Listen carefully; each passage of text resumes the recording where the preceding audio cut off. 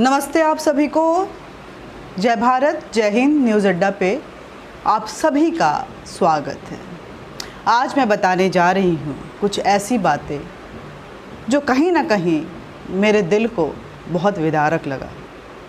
ऐसा लगा कि भारत की तस्वीर जो है इतनी बदल गई है कि शायद इस देश में हम अनजाने हो गए हैं। हमारी परंपराएं विलुप्त होती जा रही हैं और हमारे परिधानों पे किसी और का कब्जा होता जा रहा है। सबसे पहले मैं बता दूं, मैं अनीता चौधरी, मैं शादीशुदा हूँ। मेरी शादी साड़ी में हुई थी।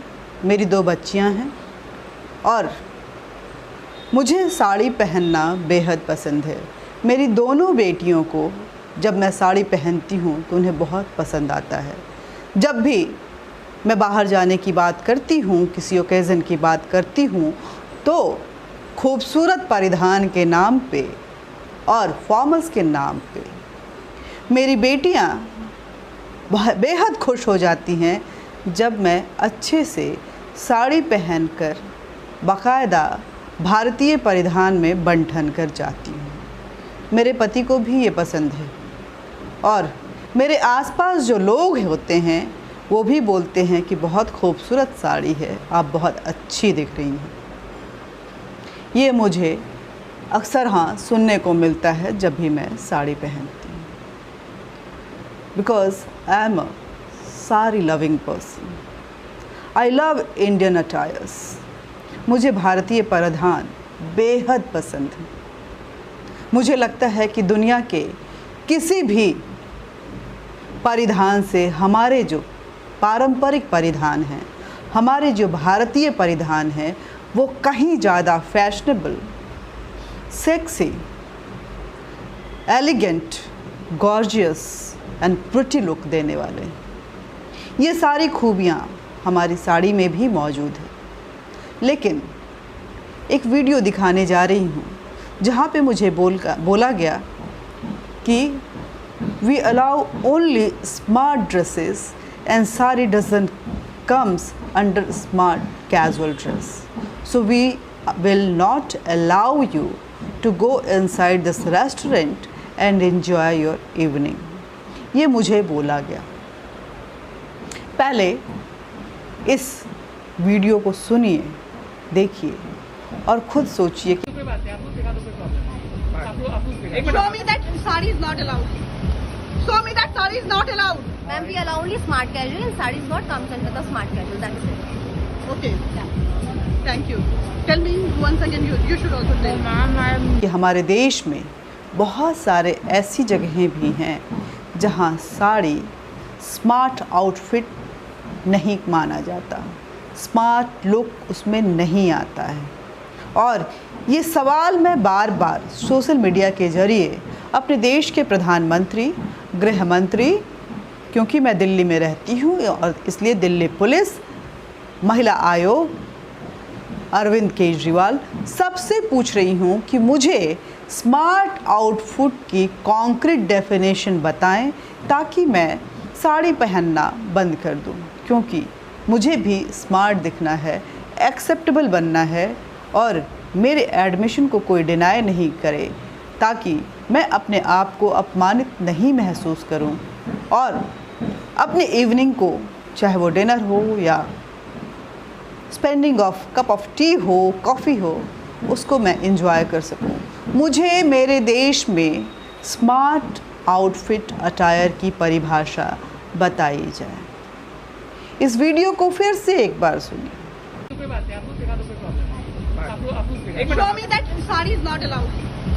Show me that sari is not allowed. Ma'am, we allow only smart casual and sari is what comes under the smart casual. That's it. Okay. Thank you. Tell me once again. You should also tell.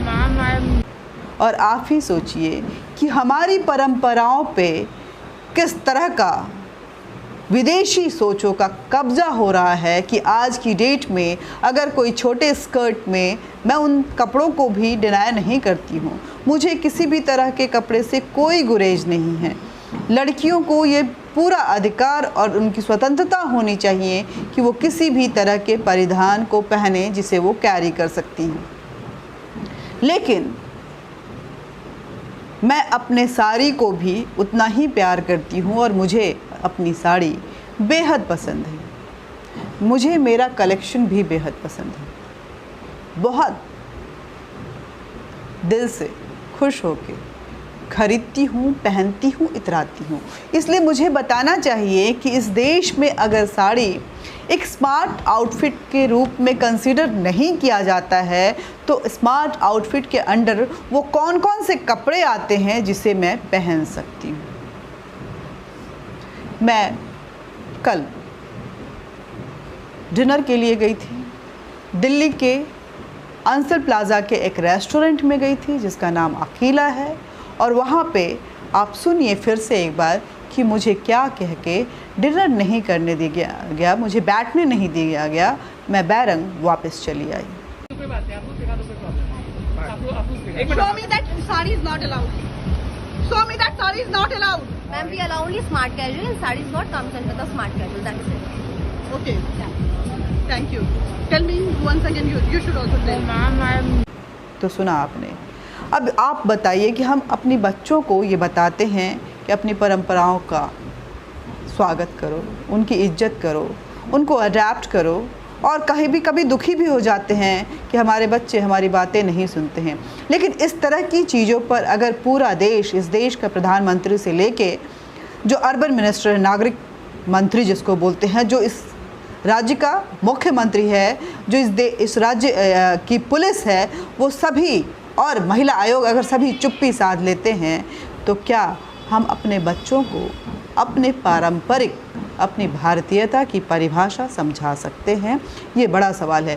क्या सोचते हैं इस मुद्दे पे आप ज़रूर बताइएगा। फिर से छोड़े जाती हूँ उसी सवाल के साथ, सुनिए इसको। That sari we allow only smart outfit and sari doesn't comes under smart outfit. इसको किस तरह से लिया जाना चाहिए, क्या समझा जाना चाहिए? आप क्या विचार रखते हैं इस तरह के सोच पे और इस तरह की पाबंदियों पे? साड़ी को लेकर के आपकी मन में क्या ख्याल आते हैं, ये सभी आप कमेंट बॉक्स पे ज़रूर लिखिए अपने विचारों को, अपनी भावनाओं को।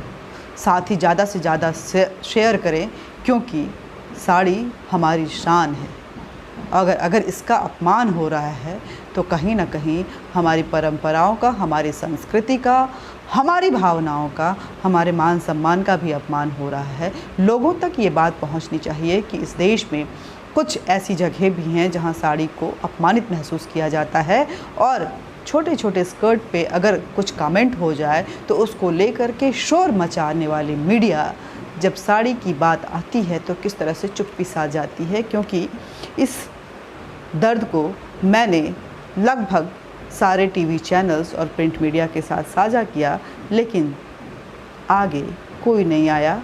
कुछ एक मेरे दोस्त ट्विटर पे मेरा समर्थन और मुझे मेरे मनोबल को बढ़ाने के लिए अपना समर्थन ज़रूर दिए, मैं उनका भी धन्यवाद करती हूँ। लेकिन उस मूक मीडिया पे भी मैं सवाल खड़ी करती हूँ कि क्या साड़ी से उन्हें भी शर्मिंदगी महसूस होती है? नमस्कार। वीडियो को ज़्यादा से ज़्यादा शेयर कीजिए, लाइक कीजिए, सब्सक्राइब कीजिए और साड़ी के मान सम्मान को ज़रूर बढ़ाइए। साड़ी जहाँ जाइए वहाँ पहनिए। साड़ी बेहद खूबसूरत, sexy, elegant and appealing, gorgeous, graceful attire है, जो जहाँ भी पहनेंगे ना, लोग एक बार पलट के ज़रूर देखेंगे। नमस्ते।